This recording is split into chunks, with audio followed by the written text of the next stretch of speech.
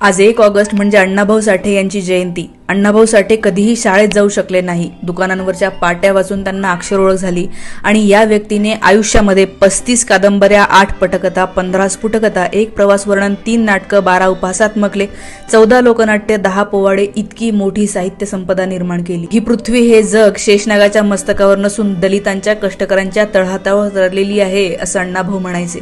अस्पृश्यता लादणाऱ्या ब्राह्मणवादाच्या विरोधामध्ये लढण्यासाठी त्यांनी लाल बावटा हे कलापथक सुरू केलं आणि महाराष्ट्रभर जनजागरण केलं.